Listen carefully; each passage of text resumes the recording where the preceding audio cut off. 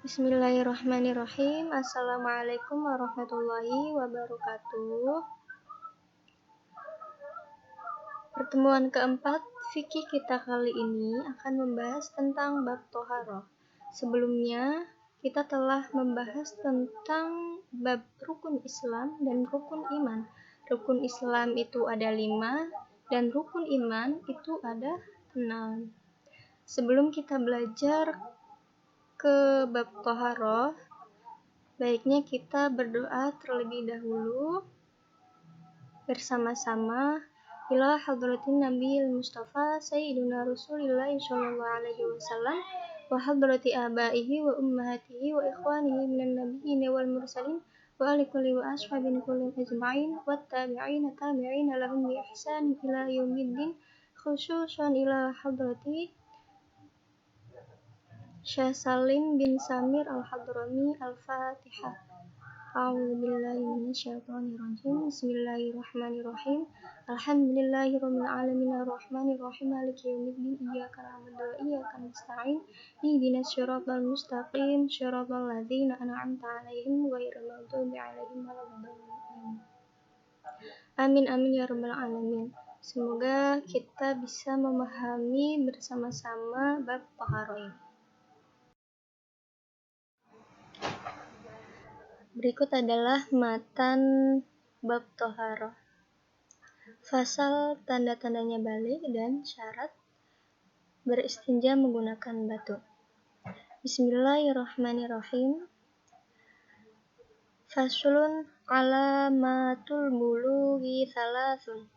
Tanda-tandanya balik itu ada 3.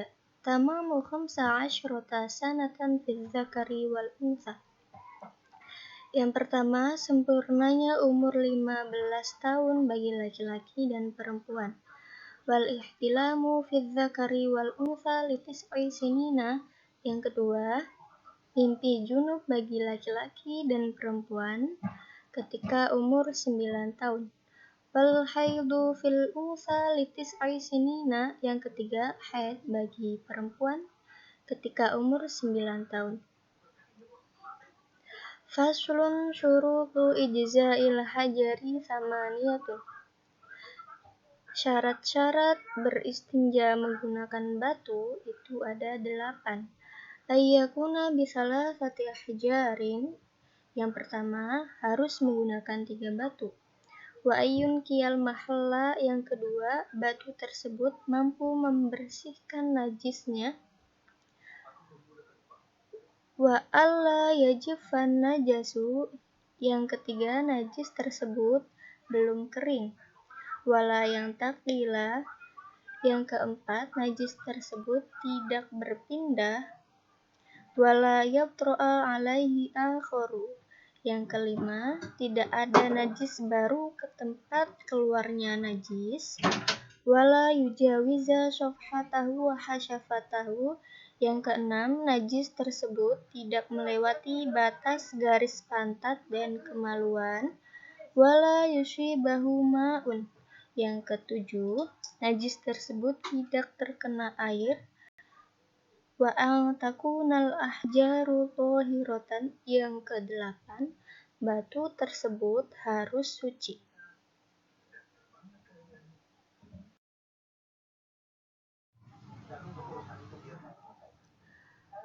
Faslun furudul wudu'i sittatun. Fardunya wudu itu ada 6. Al-awwalu an-niyatu. Yang pertama yaitu niat. As-tsani ghuslul wajhi. Yang kedua yaitu membasuh wajah. As-tsalitsu ghuslul yadaini ma'al mirfaqaini. Yang ketiga yaitu membasuh kedua tangan sampai kedua siku. Ar-rabi'u mas'hu syai'in minar ra'si. Yang keempat yaitu mengusap sebagian kepala. Al-khamisu ghuslur rijlaini. Yang kelima yaitu membasuh kedua kaki ma'al ka'baini sampai mata kaki. As-sadisu at-tartibu. Yang keenam yaitu berturut-turut. Faslun an-niyatu qasdus syai'i muqtarinan bi fi'lihi. Niat yaitu menyengaja sesuatu berbarengan dengan pekerjaannya. Wa mahalluhal qalbu, dan tempatnya niat, yaitu di dalam hati. Wa talaffudzu biha sunnatun, mengucapkan niat yaitu sunnah.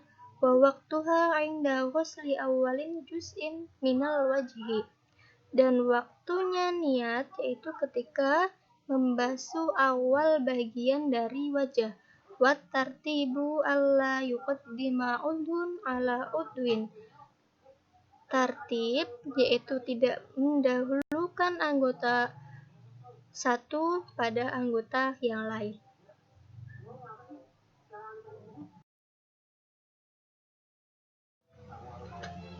Nah, berikut adalah arti dari bahasa Arab tadi yang telah dibacakan. Tanda-tanda balik itu ada 3. Yang pertama, usia telah mencapai 15 tahun bagi laki-laki atau perempuan. Nah, artinya 15 tahun di sini itu harus genap di laki-laki atau perempuan. Ketika belum mencapai 15 tahun, itu belum dikatakan balik secara sempurna. Lalu yang kedua yaitu bermimpi junub atau mimpi basah bagi laki-laki dan perempuan ketika melewati umur 9 tahun. Nah, biasanya kalau mimpi basah ini dialami bagi laki-laki saja. Namun, jika perempuan mengalami pun itu sudah dikatakan balik atau sudah dewasa. Ihtilam di sini yaitu mengeluarkan sperma, meskipun sperma tersebut tidak keluar secara nyata dari kemaluan.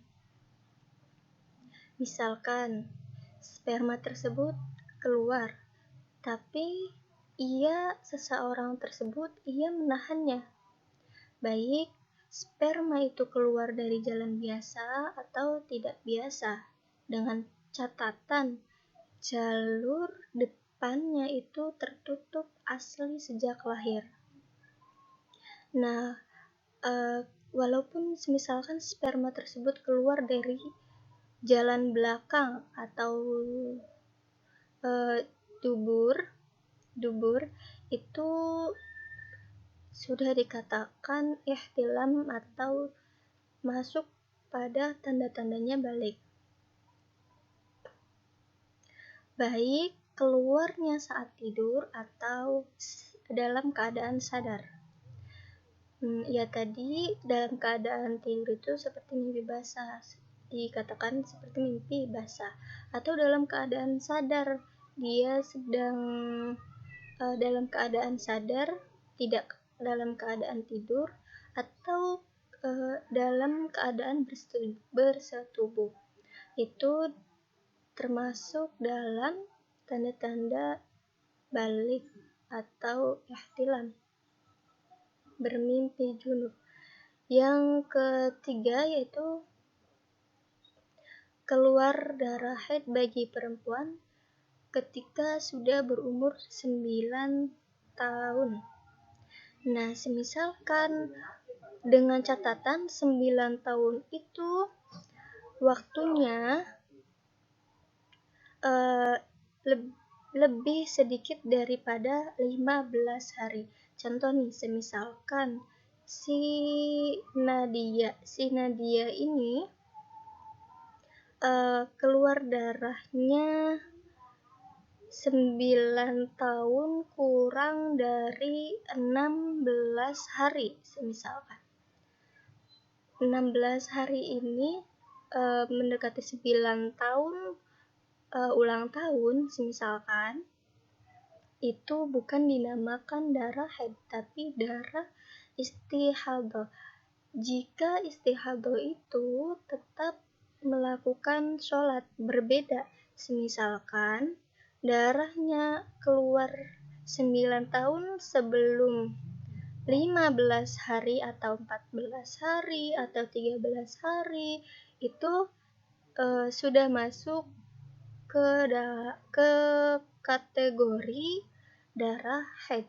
Intinya darah haid ini dikatakan darah haid itu ketika sudah berumur 9 tahun dan kurangnya itu hanya 15 hari.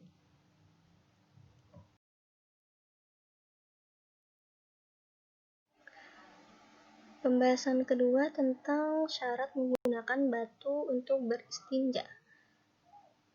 Syarat yang pertama yaitu harus menggunakan 3 batu.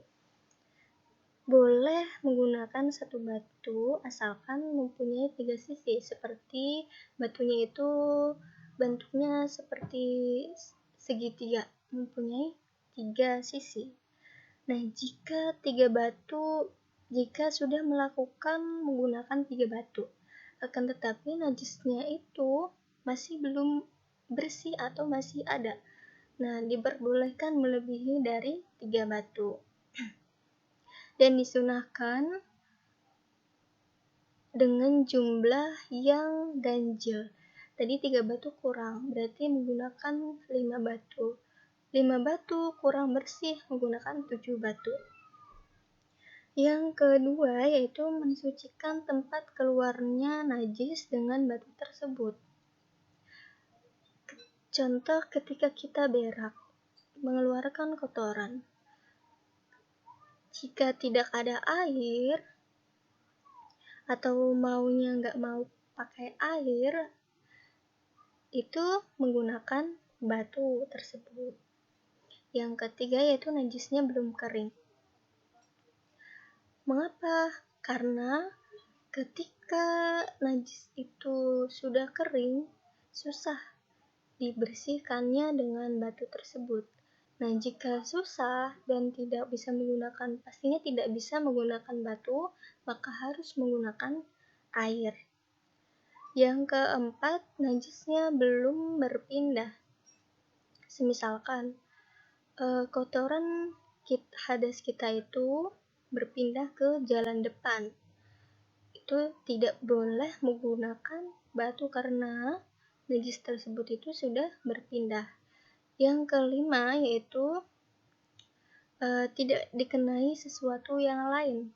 Tempat istinja tersebut tidak terkena benda yang lain, sekalipun tidak najis. Nah, semisalkan baik itu najis yang basah ataupun yang kering. Nah, jika hal yang suci seperti keringat dan batu kerikil itu diperbolehkan untuk menggunakan batu. Nah, jika sudah terkena najis yang lain, misalkan sudah terkena air kencingnya kita, itu tidak diperbolehkan untuk menggunakan batu, akan tetapi harus menggunakan air. Yang keenam yaitu najis tersebut tidak berpindah tempat istinja. Contohnya ya tadi, tidak melewati batas jalan belakang dan jalan depan. Ketika kotoran kita yang keluarkan dari jalan belakang itu tidak boleh melebihi dari jalan lubang kita atau pantat kita, itu tidak boleh melewati batas. Atau ketika kita kencing itu kencingnya tidak boleh melebihi dari batas kemaluan kita. Tidak boleh kotoran yang kita keluarkan itu, hadas yang kita keluarkan itu tidak boleh berada di tempat yang aslinya. Tidak boleh, misalkan sudah berpindah ke kaki atau sudah berpindah ke paha, itu tidak diperbolehkan menggunakan batu, harus menggunakan air. Yang ke-7, najis yang keluar tidak terkena air. Nah, contoh semisalkan Di kloset itu kan di lubangnya ada air. Ketika kotoran kita jatuh, airnya menempel misalkan ke jalan belakang kita. Atau contoh lainnya, batu yang kita pakai untuk beristinja tersebut itu batunya sudah basah misalkan. Itu tidak diperbolehkan menggunakan batu, akan tetapi harus menggunakan air. Yang terakhir yaitu batu yang digunakan harus suci, pastinya harus suci. Jika batunya itu sudah terkena najis yang lain, itu tidak diperbolehkan untuk menggunakan batu tersebut atau untuk istinja.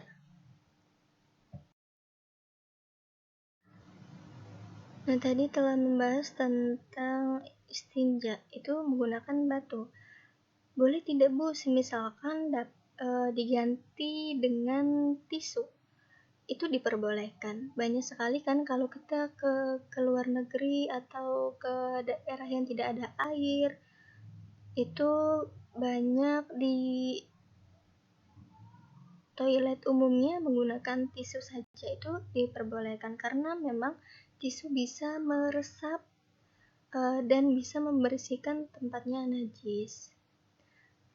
Lanjut ke pembahasan yang ketiga tentang fardu atau rukunnya wudhu. Rukunnya wudhu itu ada 6. Yang pertama yaitu niat. Niat itu dilakukan ketika membasuhkan air pada wajah. Nah, itu sunahnya dilakukan ketika membasuhkan air pada wajah. Yang kedua yaitu membasuh wajah dari bagian batas-batasnya wajah itu dari mana sih? Yaitu dari bagian atas ke bawah batasannya. Antara tempat tumbuhnya rambut bawah ujung jenggot. Nah, sisi bagian samping yaitu antara kedua telinga. Lalu bagaimana jika jenggotnya itu tebal? Cara membasuhnya itu seperti apa? Karena tebalnya cukup tebal, jadi cara membasuh wajahnya itu cukup bagian rambut luarnya saja, nggak langsung meresap ke kulitnya jenggot, itu tidak apa-apa. Yang ketiga yaitu membasuh kedua tangan sampai siku. Nah, dengan catatan sampai siku di sini yaitu seseorang tersebut mempunyai tanda siku-siku atau ada sikunya. Nah, jika seseorang tersebut itu tidak ada sikunya, maka disamakan dengan perkiraan orang yang mempunyai siku, yaitu setengah tangan gitu. Lalu jika semisalkan seseorang tersebut mempunyai tanda siku-siku tapi sangat mendekati dengan anggota pundak kita, terlalu ke atas, nah maka cara membasuh kedua tangannya itu ketika berwudu yaitu menggunakan atau mengikuti tanda siku yang ia miliki, berarti sampai mendekati pundak.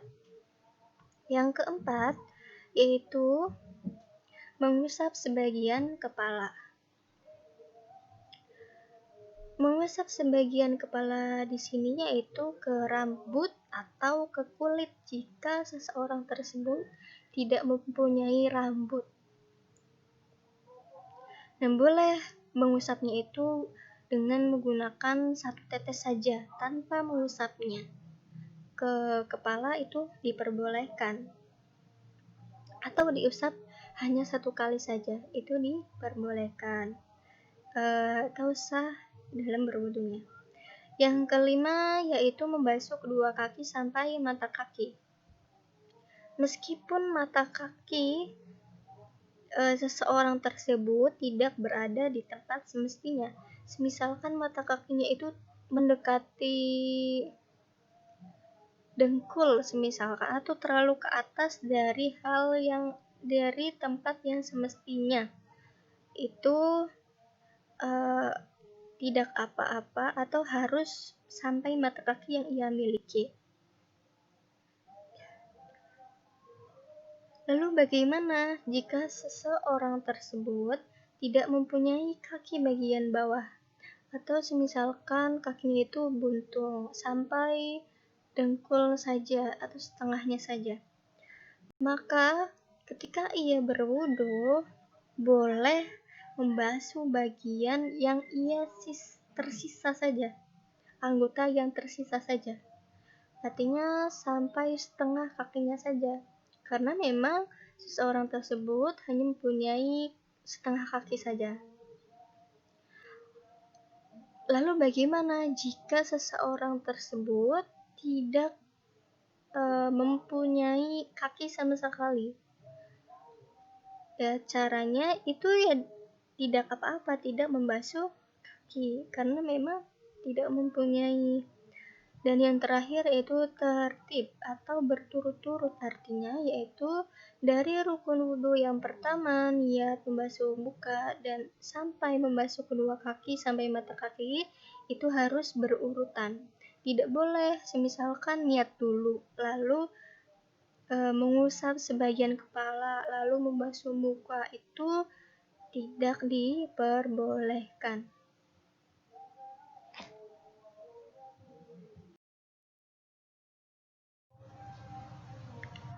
Pembahasan yang keempat yaitu niat wudhu. Niat ialah menyengaja di dalam hati untuk melakukan suatu perbuatan bersamaan ketika kita melakukannya. Adapun mengucapkan niat itu hukumnya sunnah, dan waktunya yaitu ketika pertama kali kita membasuh sebagian wajah. Jadi ketika kita berniat itu tidak boleh niat dulu lalu baru mengerjakannya. Jadi kalau pengertian niat wudhu di sini yaitu harus bersamaan dengan pekerjaannya atau ketika kita melakukannya. Ya tadi ketika melakukan niat itu ketika kita pertama kali membasuh wajah. Adapun tertib yang dimaksud adalah tidak mendahulukan satu anggota wudhu terhadap anggota wudhu yang lain. Jadi tertib itu ya tadi harus berurutan 1, 2, 3, 4, 5, 6. Tidak boleh 5 dulu, lalu 1, lalu ketiga, lalu yang keempat. Ini dibolak-balik itu tidak diperbolehkan.